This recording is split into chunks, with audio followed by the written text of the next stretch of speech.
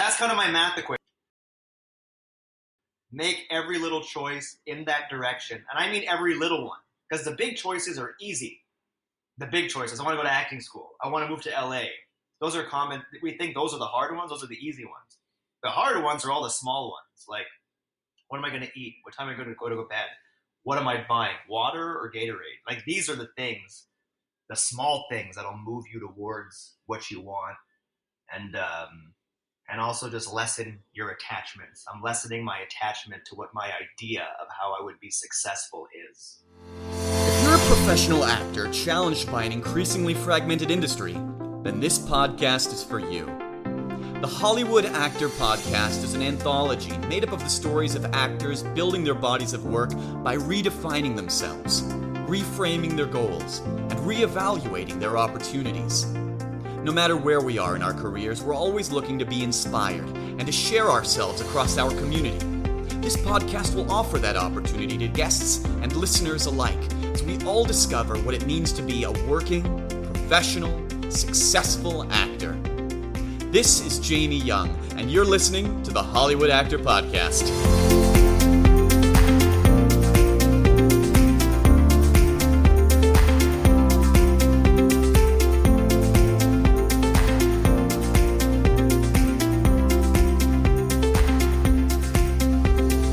Today's guest is Rishi Arya.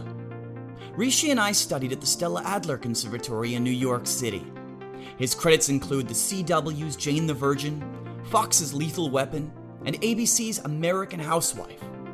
Look out for his appearance in the upcoming CBS pilot Under the Bridge and the Chris Kattan movie In Other Words out soon. And follow Rishi on IMDb and on Instagram as @Rishi_EH. Now let's talk with Hollywood actor Rishi Arya. I did my training at the Stella Adler studio in New York City, and I kind of and also the Art of Acting school in LA. I did that 6-week intensive with Ron Burris, and I sort of I'd take classes here and there. I took a few classes at Antaeus, like in Shakespeare and Chekhov and Pinter and Shaw.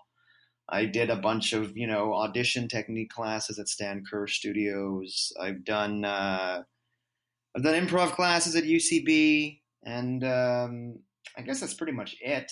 Actually, I started, the first classes I ever took was at the Actors Studio in Montreal. Those were the first, few classes I took in like 2008. And that's pretty much rounds out my training. Is that where you started getting interested in stand-up too, and working on improv? No, not at all. I was interested in stand-up when I moved to New York City because when I was in Montreal, I used to be in a band, and then I basically left the country.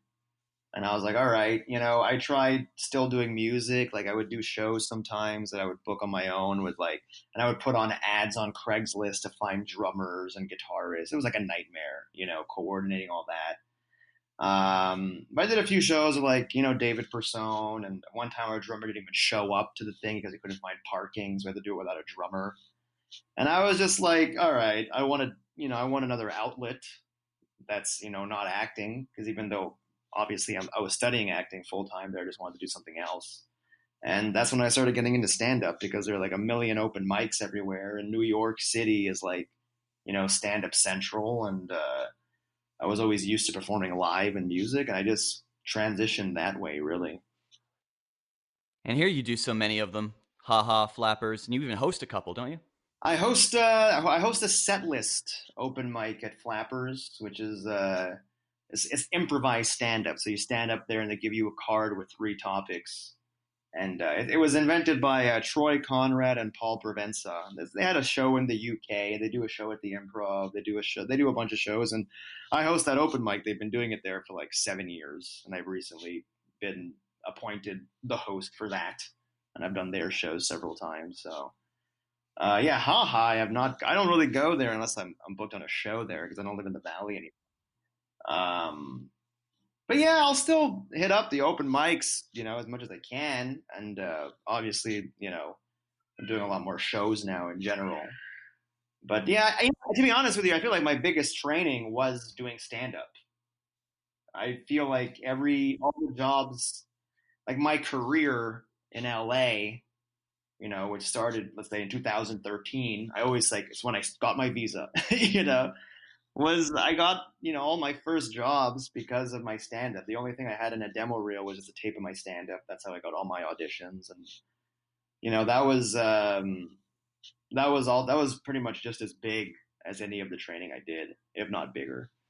Well, they say there's no substitute for actually working, right? Actually doing stuff, being out in the field.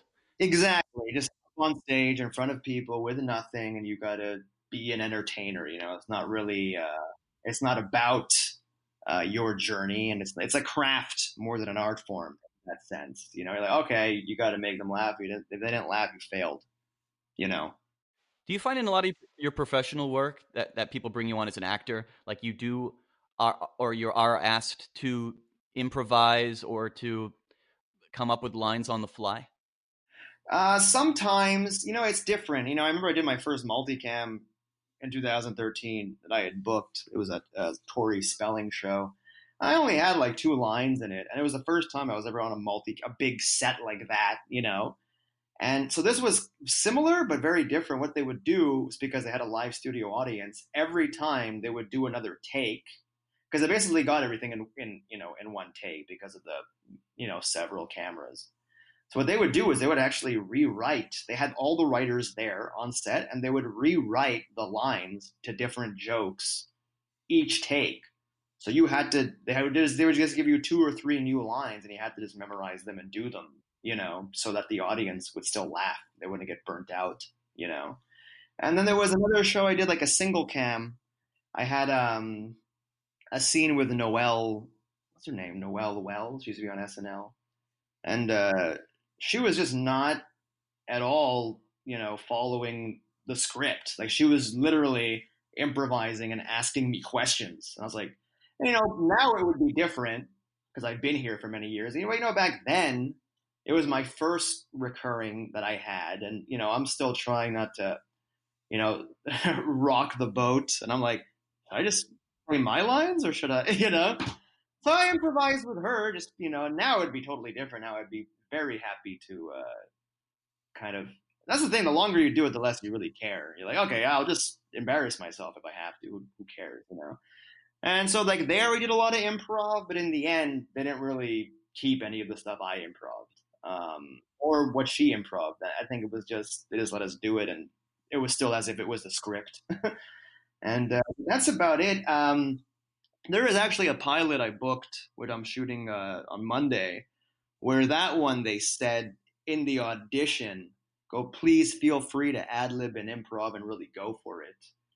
And, instead of improving the lines, because, that's tricky, because then I have a reader with me, and I'm like, well, if I improv, then this person has to improv, and I don't really, I was like, so instead of improvising on that, I had improvised on what I'm doing in the scene. Instead of standing there, I was like, because it was a self-tape, I was getting dressed, I was dropping my keys, I was drinking a kombucha. I improvised with the scene, and it was successful because I booked it, and I was happy to book it. And so, yeah, but on set, not as much. Maybe when I'm doing sketches, it's all improv. We don't even have scripts anymore. I work with a sketch group, and it's like, all right, and that I'm really comfortable with. And but people think, like, because you do stand up, that, okay, yeah, I guess if I improv, it'll be, kind of funny. But it's not like, stand up is a craft, and it's not like every single line I say is going to be hilarious. It's going to be funnier than what an actual writer wrote. Like a guy who went to school and wrote a whole script. It's like, I'm going to basically, and it's on a network television show, I'll basically trust what he wrote, and I'll try to perform that to my ability. And that's kind of how we were taught, where we went to school. They were even a bit too much about that. Like, they wanted us to get every comma in the right place, But yeah, because of that, I just don't like the whole. I don't mind if you're doing sketches and you're improving, but there's times where I filmed a movie, and sometimes people are just improving and forcing me to improv, which is fine. I'll do it for the take, but I might prefer to do what I prepared, what I memorized, what I worked on, how I want it to come off, and how I want myself, not to take myself too seriously, but, I like to do the job, if that makes sense. Yeah, it seems like the duties of the job change from project to project, director to director. They all have the different styles, and there's so many different platforms and mediums now that there is a lot more flexibility, I guess.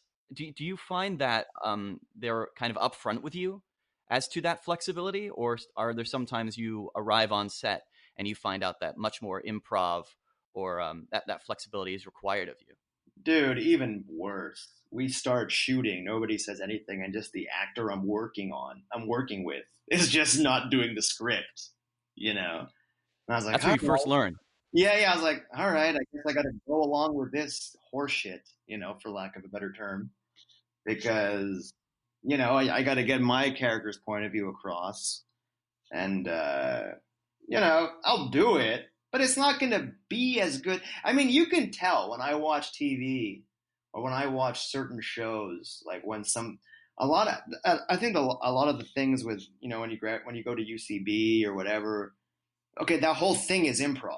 The whole thing is kind of standing and talking, and maybe you do some activity, but I just don't like that style of acting. Even though I do improv, even though I do stand up and I love comedy, there's something I don't like when you watch the movies and like Horrible Bosses, and it's just three guys standing and just spitting verbal diarrhea, just talking. I just hate that.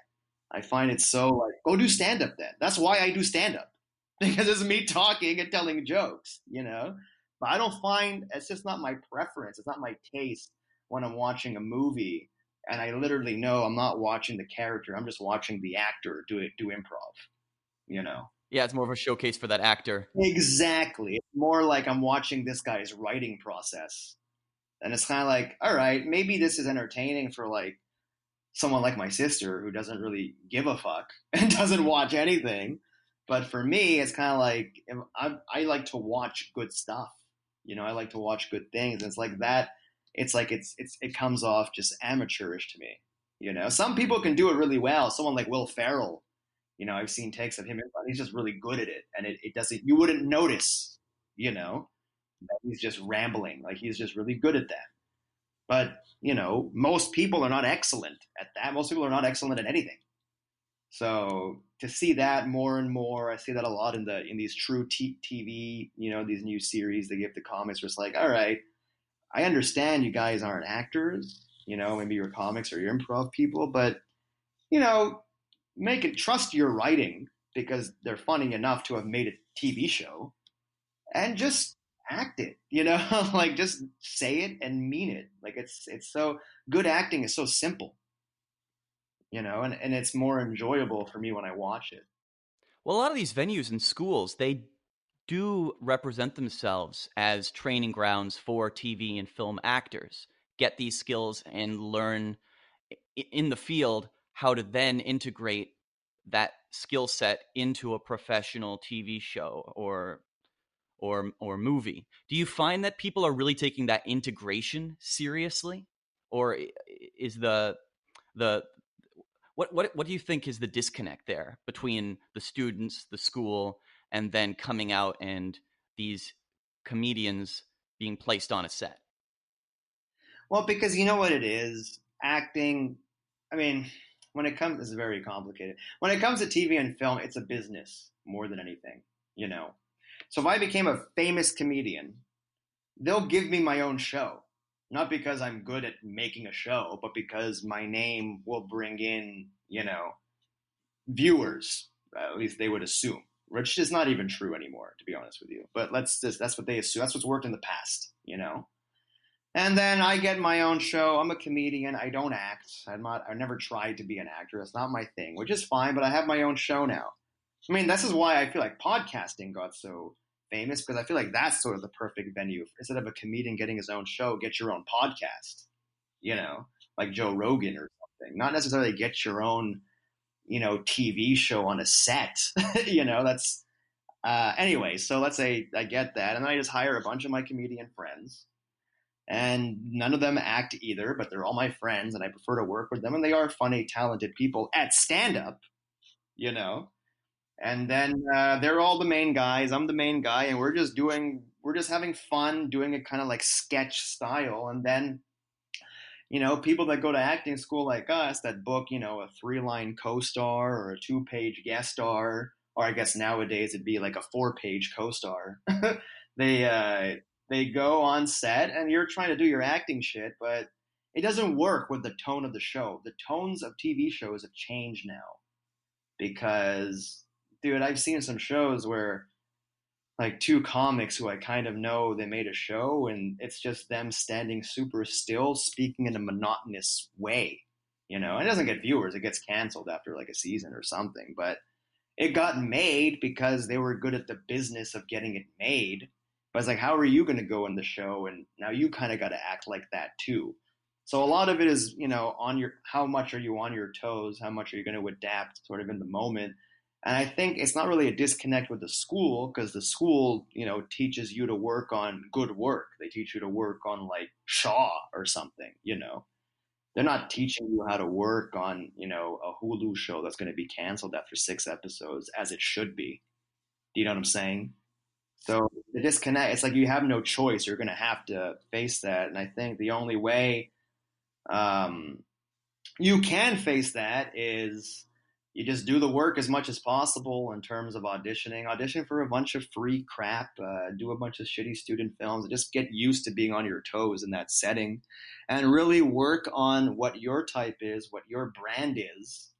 Because one thing you can learn from these comics or these improv people is and I've done this because I do stand up a lot. They have a very distinctive brand of who they are. And that's a big reason why they get the show. But a lot of actors don't have that. We're like vessels just to, I would like to stretch, play different characters. And I feel like that, if you're at a level where you're not a name at all, that kind of hurts you. You're better off having a brand. You're better off having an essence that comes off kind of immediately. And you just kind of stick to that. It's not as exciting as doing, but if you want that, go to the theater, go to regional theater or something. But for TV and film, it's always changing. It's always adapting. And I'm not even saying that it's happening for the better, to be honest with you.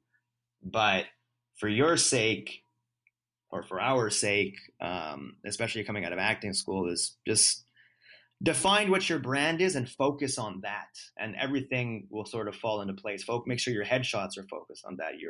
Your reels are focused on that. So when you show up on set, even if you don't fit the tone, it'll make sense. Your character will just be exactly what it is because you worked on it for many years, if that makes sense. Yeah. And I think there's a big difference between all these different types of schools, conservatory training, university programs, classes, workshops. They're all gearing you towards extremely specific parts of the business, how to audition for network TV, or how to go onto an unscripted comedy feature film. I wish they taught us how to, audition or work on a TV set. They never did. We had one class that was on camera, but we were doing like, movies from the early 90s.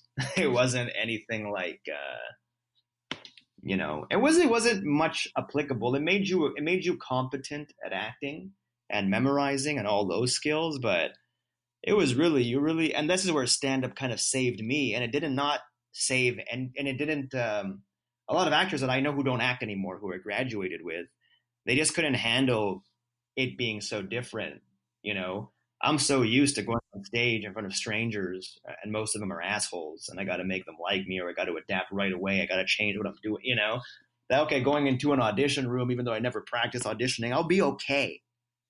But a lot of people who don't have that experience, won't be. And I think that's the shortcoming of a lot of these schools, a lot of these American schools. Because I think in London, you can choose to focus on film and TV in the school itself. That they should have at least, like every week, you should have been bringing in an audition for a class, Well, what you just said, I think that's an invaluable experience doing stand up, where you do get a feel for the room, just like when you're in a casting office, like you were saying, you were illustrating, or you go to a set and, oh, now I'm seeing there's these different personalities. Let me see how I can not acquiesce to it, but start to relate to it. Well, start to engage. You just don't let what's going on in the room weaken you. Just like when you tell a joke and it doesn't go well, the worst thing you can do is acknowledge the joke didn't go well and try to dig your way out. The best thing you can do is sort of move on to the next thing and they'll forget about it, you know? And I think a lot of people that I graduated with, they just couldn't handle an audition not going well. It hurt their feelings, you know? And they stopped. They just hated that. And I was like, oh, Yeah, because I you think know? a lot of the traditional conservatory, that strategy is really to stick the landing of these really meticulously crafted scripts. Yes.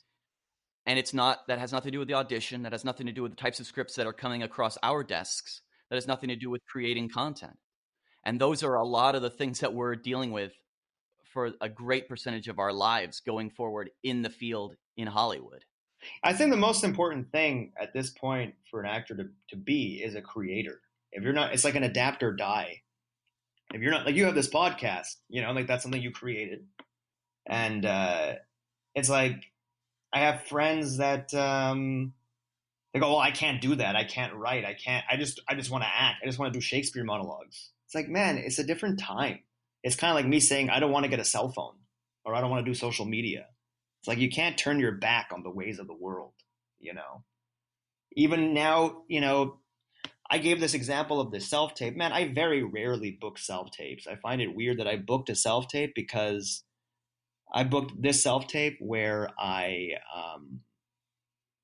basically chose to get dressed in one scene. The other one I laid down on my couch. Like I basically, if they're gonna make me create a short film for a self tape, then I'll create a short film. I'm like, you're even being a creator there, you know. And then another self tape where I was lifting weights. Like now I'm taking the approach of, you know, being a creator in all levels. Obviously, I mean, you know, I write my own stand up and I write pilots. I am a creator anyway, but I'm saying even be creative in your acting. Because I think a big reason, let's say I booked this self tape and I didn't book so many others, is probably because this self tape, they actually watched the whole thing, if that makes sense. You know, they probably put it on like, oh, this is kind of interesting. He's doing something that's not just standing there and act, you know what I mean? Which is what the audition usually is. And I was like, all right, well, I guess this is a code that I found is I'm going to even be creative in these self tapes because what's the worst that can happen? You won't get it? Yeah, so what? You know? Yeah, at least you're doing what you want to do. At least you're being creative on Yeah, that daily basis. precisely. There's so many auditions that where I did a very good job in terms of, you know, I memorized my lines, I worked on it, it looked good, I practiced it a bunch, and I taped it and I sent it. And dude, there were times where I remember I did an audition for How to Get Away with Murder, and they go, just send a WeTransfer file to this email. And I sent it and they never downloaded it because I never got the download notification that they downloaded it. You know, like man, are you serious? You know? So think about that. Sometimes they're not even watching it. So when they actually do watch it, they're not even watching the whole thing. If you're just standing there. So I was like, you know what? Screw it. And this kind of only happens. You're only going to confidently do this after you've been doing it for many years, and you're just kind of, you know, for lack of a better term, fed up with having no control over the result. To be like, okay, I'll at least have fun and do something creative, even in the self tape thing. You know, because if you're relegating me to being a tape you might not watch, I might as well, you know, create something good. And then if they start watching it, they'll watch it till the end just for the sake of their own curiosity. Because that's our lives. Yeah. The icing on the cake is being on set and acting. Yeah. But if we get to create in those self tapes, we get to write jokes and go to stand up tonight, and you have the control over that. You get to create a short film like you created that nunchuck short film. It's been doing really well at festivals. Yeah, it's getting in a bunch of festivals. I stopped going because the last time I went to Jersey and I missed 5 auditions. And I think I told you about it, and that offer for that, you know, the Room show. I missed all of that. And so now, I mean, it's still screening at a bunch of festivals. I might go to the one in Venice just because, okay, I'll combine it with just taking a trip to Italy, you know. But was that the first short film that you put together? That's the one, yeah.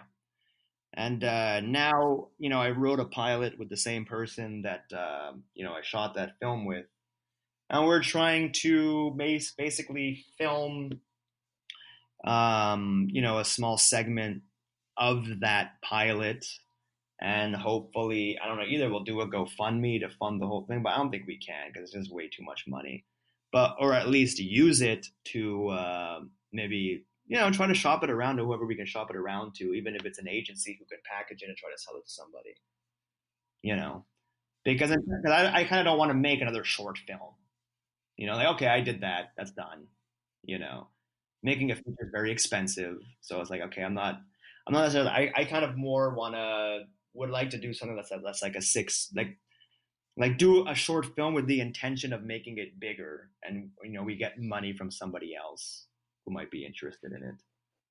Yeah, as a proof of concept, would you Exactly. submit that proof to festivals, or just try to go No, straight no, to no. It would. producers? I mean, maybe. I guess if you can find, but I don't think so. It just wouldn't. It wouldn't really be worth it. I think the short film submitting to festivals, it was a great experience, and I needed to do that. I was like, okay, now I get it. Now I kind of would prefer, the next thing I do in festivals to be a feature. I'd rather not do another short, you know, um, just because at least with the feature there might be hope that it could be bought, it could be distributed. Well, that's not really going to happen with a short. The short is just like your business card. So it's like, okay, I have that. It's uploaded. It's legitimized. And if I want to show someone a sample of my work where I wrote it and I star in it, and I have that for that reason. I don't really need another big. No, I definitely think that's a great way to look at short films. Yeah, it's like your demo reel. The demo reel is you acting, and the short film is I created this whole thing from beginning to end. Like, all right, So if you give me money, I can create a better thing. But now I just kind of want to focus. If I'm going to make anything, it'll be a feature. It'll be a proof of concept for a television show, and that's it. I've been working on those, and at the same time, auditioning, booking work here and there, and there's just so much to do. There's so much,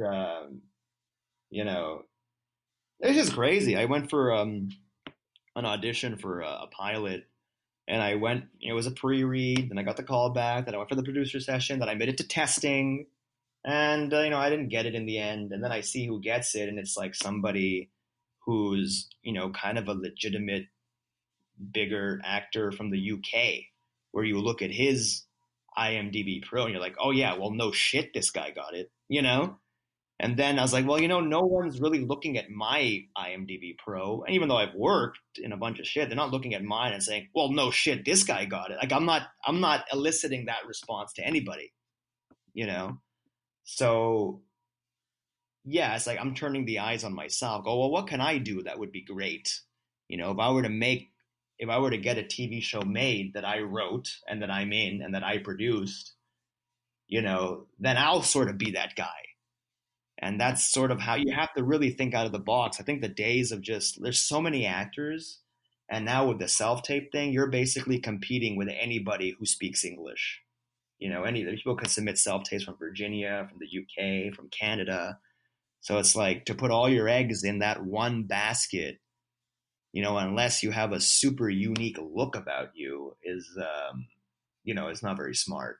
Yeah, you just gotta keep betting on yourself and increasing value in yourself, like you said you're doing with short films and going into features, trying to produce more content to add value to your IMDb. And I used to to hate that. I increase your hated exposure. the idea that I had to make something on my own because I just found it was a kind of a waste. Because I guess in my days of music, when I was like 16, 17, 18, me and my band, we'd make albums, we'd sell them.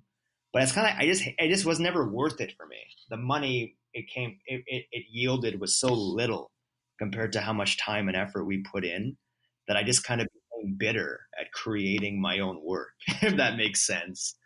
And I was always very resistant to it, even in stand up. Like, why don't you record a special?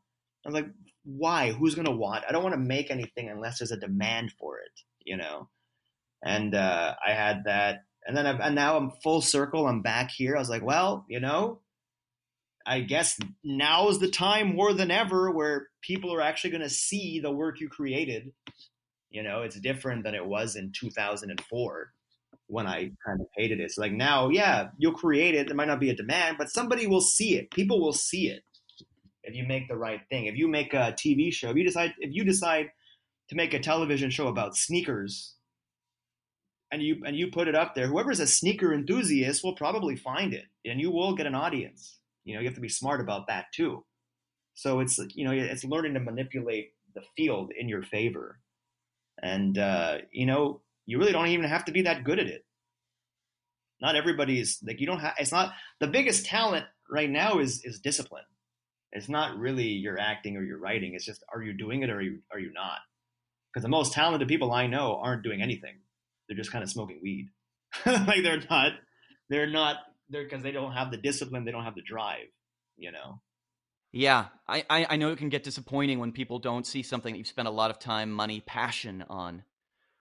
But if you just keep creating, I think eventually people will see that you're somebody that has that drive, that determination. They'll take a closer look, see that you have talent as well. And in the meantime, you are building a body of work. There's projects that you can stand back and say, well, they're they're not the best funded. I didn't spend the most time on this, but I think it's something I can still be proud of. Well, I also think about I don't know how it is for people, but when you decided to become an actor, or when I decided to become an actor, I mean, I didn't really necessarily decide like I wanted to do it, but like you didn't do it. You didn't decide it like because I just love memorizing lines and saying them. It wasn't that. It was sort of like you wanted to have an effect on the collective consciousness. You wanted to matter, if for lack of a better term. You wanted to make people feel things, right? So I look at it now. I just look at it differently. I go, how many all the co-stars or guest stars, whatever I booked, did I really make anybody feel anything? Did I really matter? Like if I turned down the role, they would have just given it to the next actor on the page, And it's like I might matter more, if I made a documentary. I might get that feeling, because unless I'm going to be the star of the next Breaking Bad, which is super unlikely. It's like I'm not necessarily achieving the goal I set out for, and that's why you see a lot of actors with decent resumes. They have a lot of things, but they're not happy with it because they're not really feeding the thing they got in this thing for. Whereas at least if you created your own show, and yeah, okay, it didn't do as well or nobody saw it or whatever, at least like, okay, but I created, it's like, it's more, it just means more to you. And whoever saw it, it meant something for them because yeah, maybe the episode I did of NCIS meant something to somebody, but it wasn't because I was in it for a few pages. You know what I'm saying? Whereas at least if you create something and that thing means something to, 400 people, that's better than I did a co-star, I got $1,200. I paid my rent for 1 month. It's kind of like what we want, and that's sort of the curse of being a creative is that it's really hard to make money. But if you're not creating, it's like you're dead. You're not alive. So, because imagine you just quit everything and you went to, I don't know, you just got some job at an office. You would hate it. You would kind of just create for nothing anyway. You'd be like, all right, I guess maybe I'll take a class again. So I guess you got to get used to the fact that a lot of the stuff you're creating is for no reason, but you're doing it involuntarily anyway. That even if you gave up on your dreams and moved back to wherever you're from, you would probably eventually end up going back to creating things for no reason via taking a class or doing a reading or whatever. So you have to be at peace with the fact that, yeah, I'm creating a lot of stuff that nobody's seeing. But eventually, if somebody sees something and that gets successful, that's the payoff. And that wouldn't have happened if you didn't create all that other stuff for no reason. When you see celebrity actors that put their resources into documentaries or voiceover narration for a Ken Burns series, or they're in an indie film in France because that's what they want to be doing now that they have the time, the money, they can afford to do something like that or completely executive produce a project like that. I think we're always going to be searching for that sense of meaning.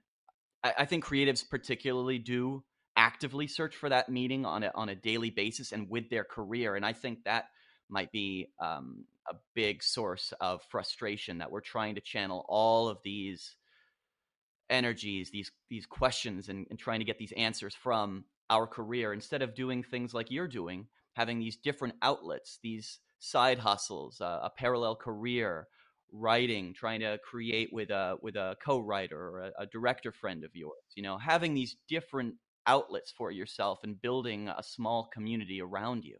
Well, I think, what all it's about is what are you focused on, if that makes any sense. Because I know a lot of people say this in like, inspirational thing. I think Tony Robbins says this, but I'm not saying law of attraction or positive thinking, but I'm simply, you are what you focus on. You are that. So if you're focused, at every little decision you make in your life will either get you closer to what you're focused on, or it's going to get you farther away from what you're focused on. And that's sort of what I learned. I learned that for me to get what I'm focused on, it's not going to be just by having an agent and manager submit me, and a casting director happens to see my picture and happens to call me in, and I happen to be in the same room of people that kind of look like me, and I happen to book, and I like that's so many stars aligning that it would be foolish if all my eggs were in that basket for me to get what I want.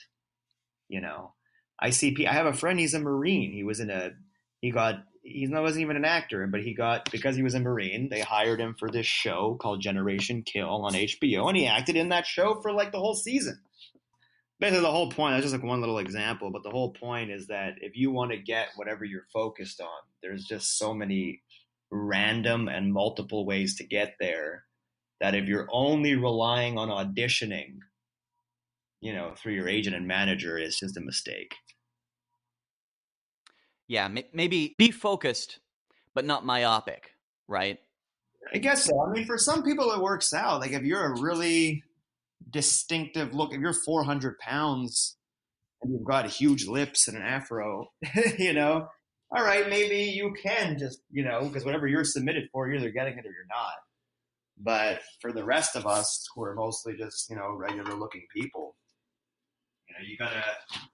you sort of have to force your way in, if that makes sense. You got to make something. You've got to capture a market. You just gotta do a lot. You got to work really freaking hard.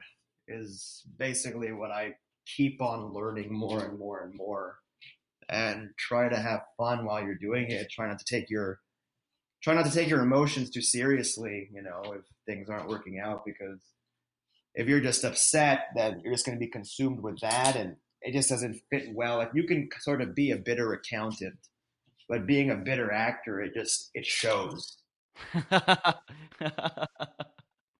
Yeah, it bogs down your emotions, your personality, everything you're trying to work with.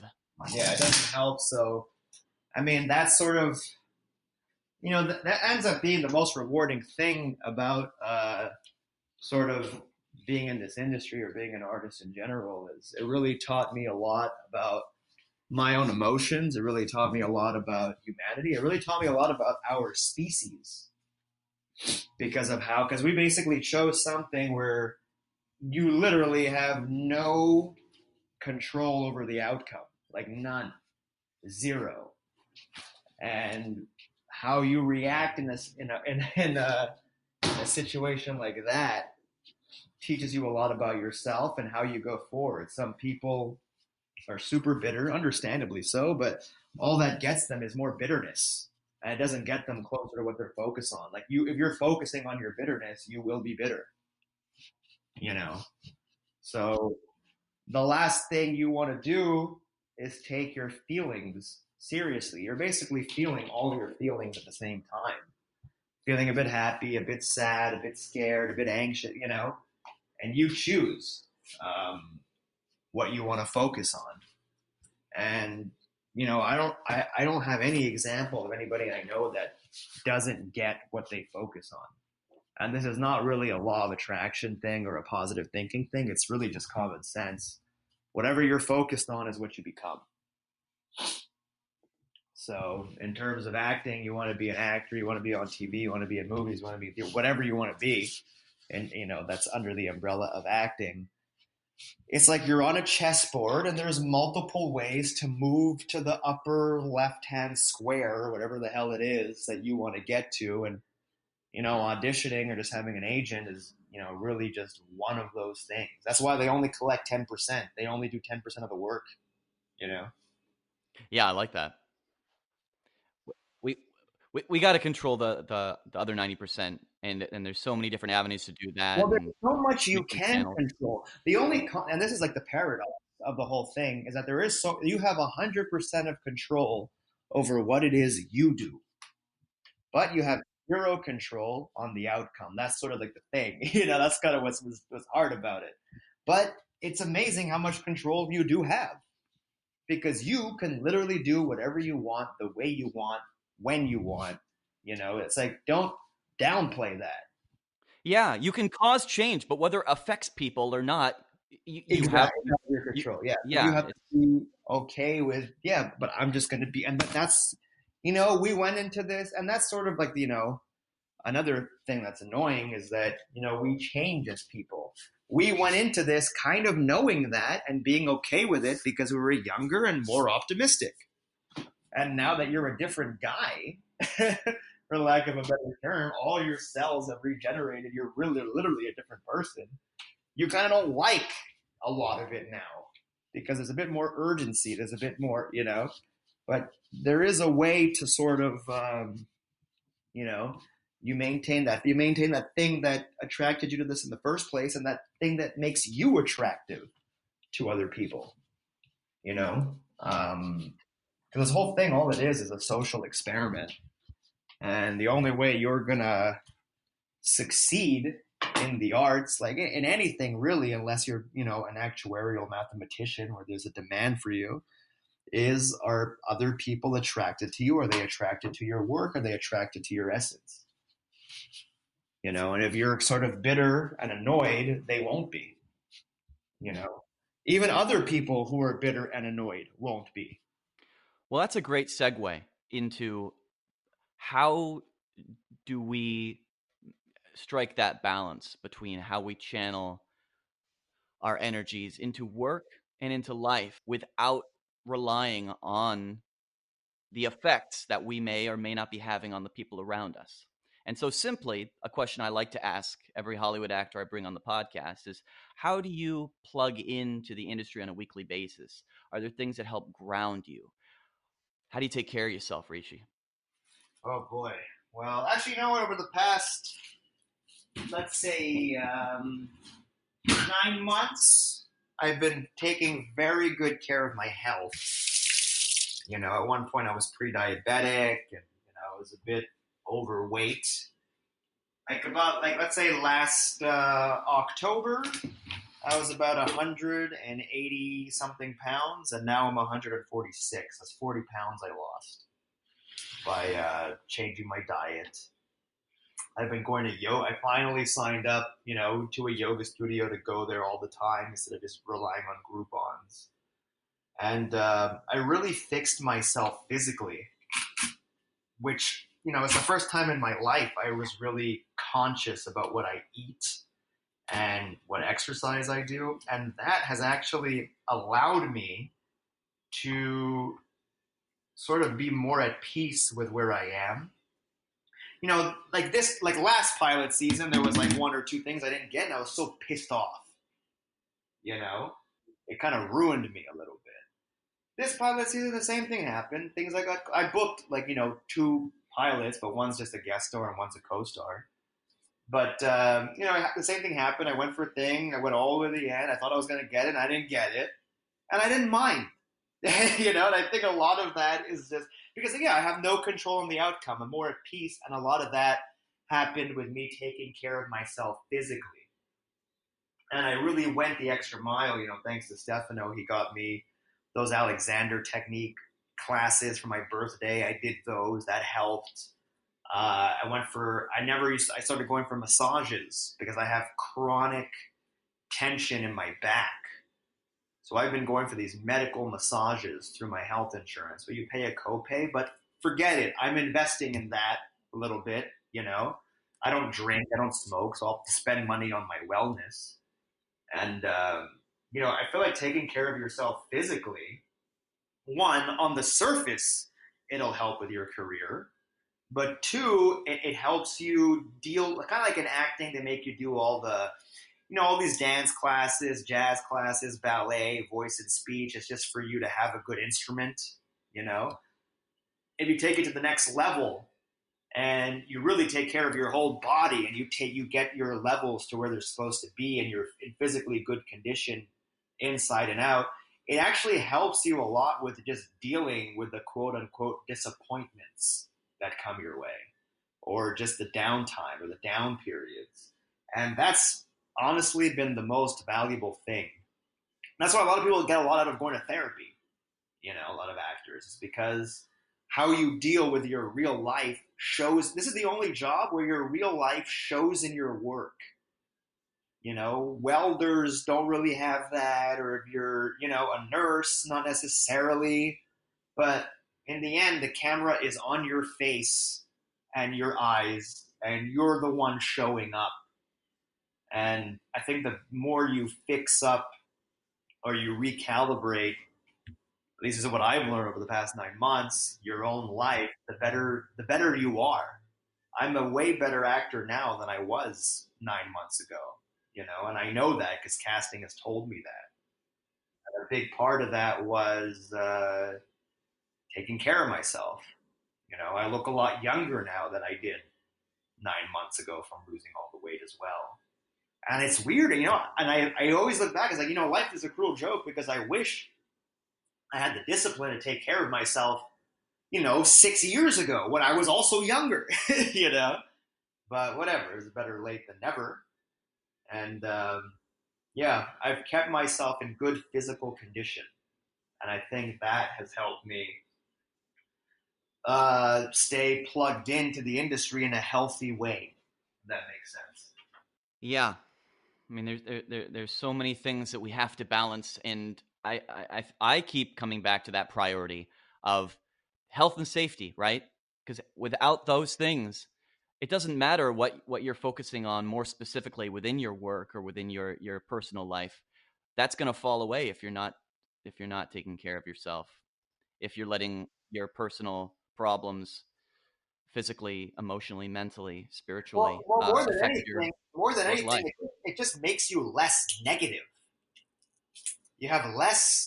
I mean, this is not going to be scientifically correct, but it feels like I have less negative protons going through me because I'm taking care of myself. So just because of that, when you're walking into a casting office, look, man, we know some depressed people. Okay, you don't want to be them. That essence that they radiate, and that's going to radiate on camera when you're going in for that audition.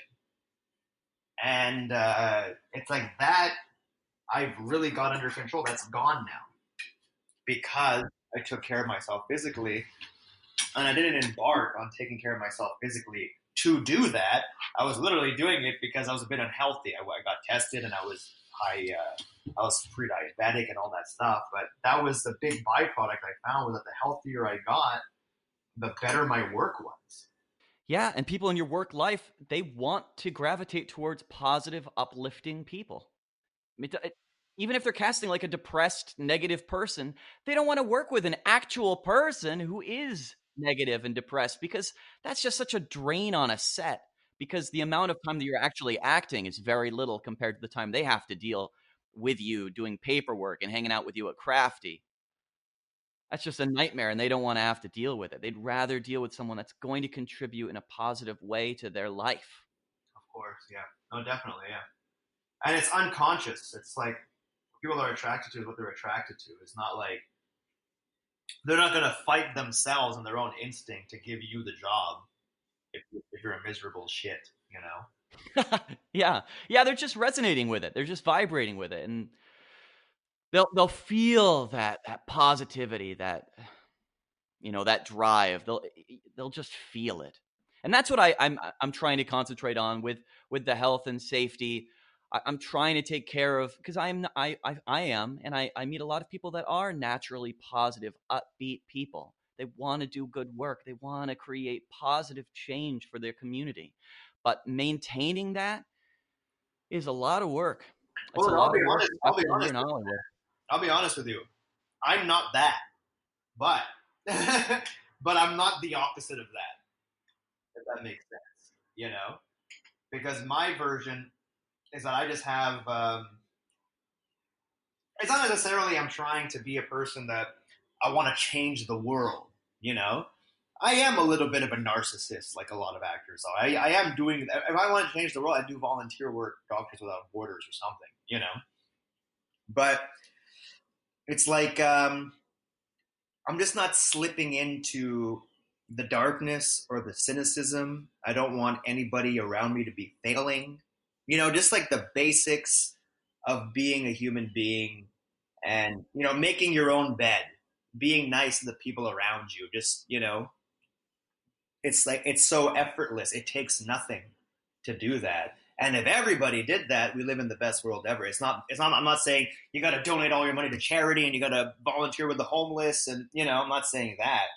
But if you literally just with your choices, you made positive choices for yourself, even if you were selfishly positive, it would make the world a better place.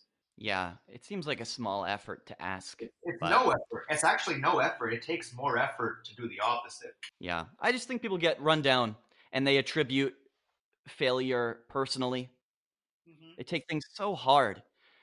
And that's a big part of the podcast, right? Is I'm trying to promote that message of it's not you. It's just the nature of this fragmented digital age. There's so many things that are pulling us apart, that are grinding us down.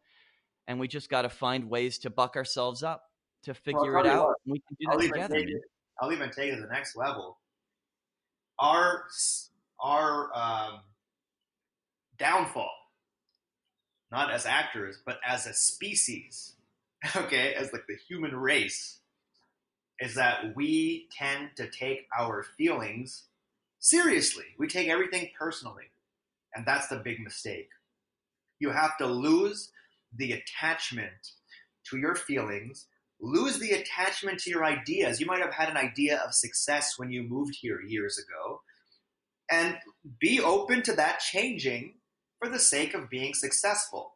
But people are so attached to their ideas that they can't help but get their feelings hurt. They can't help but take things personally, and you're just wasting a part of your life doing that. I've done it a bunch of times, like, oh, this didn't go well. All right, well, I'm just going to eat a lot of carbs tonight and fall into a coma and not do shit for the weekend. You know what I mean? All I was doing was hurting myself. I wasn't helping myself, Or I'm dealing with personal stuff with my family. I'm calling them all the time. I'm wasting weeks, doing that. It's all because I'm having certain feelings and I'm taking them personally. I'm taking them seriously, like it matters. But what really matters is literally, what are you focused on? Where are you going? What are you actually doing? Not necessarily your feelings. And that goes for positive and negative feelings. You're going to feel all of them. So don't worry about it. Thanks for listening to the Hollywood Actor Podcast. If you enjoy this content, don't forget to rate and review on Apple Podcasts or wherever you're listening.